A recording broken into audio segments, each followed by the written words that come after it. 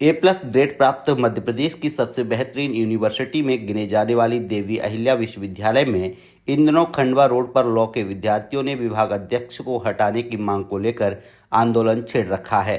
विश्वविद्यालय में पिछले दिनों लॉ के विद्यार्थियों के द्वारा विभाग के अध्यक्ष डॉक्टर अर्चना राका को कुछ सुझाव किसी कार्यक्रम के चलते और समय बढ़ाने की बात की गई थी, जिस पर अर्चना राका द्वारा छात्रों के साथ अभद्रता का प्रयोग करने का आरोप छात्रों द्वारा लगाया गया था।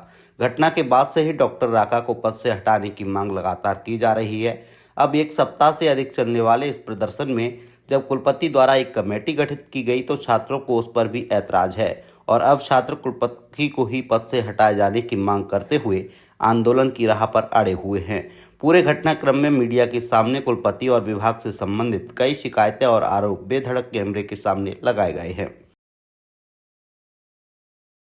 आज का हमारा प्रदर्शन हमारा पूरी तरीके से वीसी मैडम, हमारी जो vice chancellor Renu Jain madam है, उन पे केंद्रित है, क्योंकि ये बात अब हाथ से बाहर निकल चुकी है हमारी। और मैडम, हमारा रांका मैडम की जितनी कंप्लेंट्स हम उनके पास लेके जा चुके हैं, सारी जेन्युइन कंप्लेंट्स है, एक भी उसमें झूठ नहीं है, पर वीसी मैडम उसके खिलाफ कोई एक्शन लेने को तैयार नहीं है। हमको आके कह गई कि कोई बात नहीं, गलती होगी, मैडम को माफ़ कर दो। हमें 20 HOD के सामने बस मैडम ने इतना, उनका सोल्यूशन था कि गलती होगी, माफ़ कर दो। हम ज़्यादा जिद पड़े तो मैडम ने बोला कि मैं कमेटी बना दूंगी और चार लोगों की कमेटी का गठन कर दिया। ये हमेशा समितियां क्यों बनाई दी जाती है? हमें कभी भी एक्चुअल रियल एक्शन देखने को कभी भी नहीं मिलता है। मैडम की तरफ से बस एक समिति दे दी जाती है हमारे हाथ में कि आप ये समिति मान लो, ये 4 लोगों का, जिसका कभी कोई निष्कर्ष नहीं आया है, कोई निर्णय नहीं आया है। कोई निर्णय उनका कभी ऐसा होता ही नहीं कि बायस ना हो, हमेशा उनका यूनिवर्सिटी की तरफ ही झुकाव रहता है। हमारी बच्चों का जैसे पक्ष लेने के लिए आज कोई भी खड़ा ही नहीं है। हम चिल्ला चिल्ला के रोड पे खड़े हैं, 4 दिन से हम लोग यहाँ बैठे हैं, हमारी कोई बात सुनने नहीं आया। वीसी मैडम आई, हमको बोली सॉरी ले लो,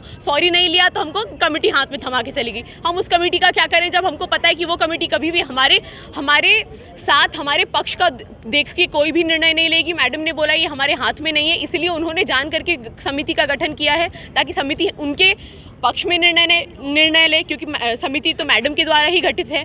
तो ऐसा कैसे हो सकता है कि बच्चों के पक्ष में वो ले लेगी? बच्चों के पक्ष में तो वैसे कोई भी नहीं खड़ा है। हम रांका मैडम के खिलाफ रेणु जैन मैडम के पास गए थे तो हमारी वाइस चांसलर ने भी हाथ खड़े कर लिया और वो हमारे साथ नहीं। यूनिवर्सिटी की ऐसी हालत हो गई, कोई नियुक्ति नहीं है, हमारे कॉलेज में एक परमानेंट फैकल्टी नहीं हो रही है। आज हमारी दिक्कत नहीं, हर डिपार्टमेंट की दिक्कत है कि कहीं पर भी परमानेंट फैकल्टी नहीं है। उनके पास ये बोलो कि मैडम हमारे पास परमानेंट फैकल्टी नहीं है, तो मैडम क्या कहती, ये तो यूनिवर्सिटी की ही दिक्कत है। तो ये यूनिवर्सिटी की दिक्कत है तो क्या मैम आप चाहते कि हम लोग सड़क पे आए इन दिक्कतों को लेके? आप खुद क्यों नहीं इसको रिजॉल्व करती? हमारे बोलने का इंतजार क्यों करती हैं आप हमेशा? इसका तो जवाब कोई भी नहीं दे रहा है हमें।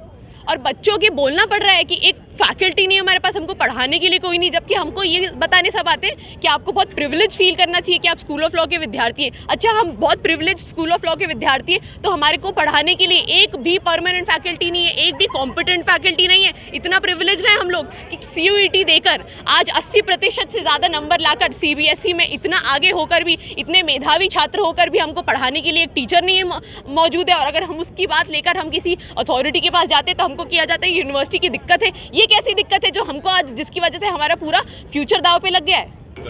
विरोध प्रदर्शन तो होना ही है, क्योंकि जो वाइस चांसलर मैडम है रेणु जैन मैम, वो कभी भी किसी भी विषय को लेकर के हम उनके पास चले जाए, कभी उस चीज़ का सल्यूशन नहीं होता है, निराकरण कभी नहीं होता है। स्कूल ऑफ लॉ का ही ले लीजिए, उस दिन मैम ने निर्णय लेने के बजाय कमेटी गठित कर दी। ऐसे ही इसके पहले गर्ल्स हॉस्टल का विषय आया था, उसमें भी मैम ने कमेटी गठित कर दी। उसका निर्णय क्या आया, उन्होंने जो वार्डन मैम है उन्हें हटा दिया, जिनकी कोई गलती नहीं थी।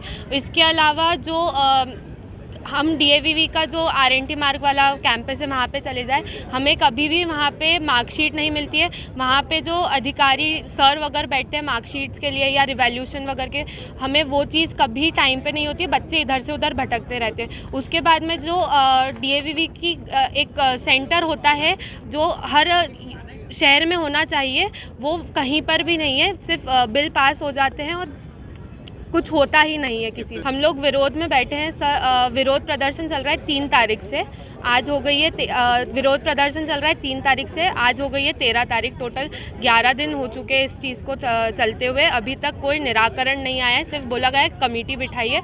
अब कमेटी का भी क्या निर्णय आएगा वो फैसला तो पता ही है, बाकी अब देखते हैं क्या होता है।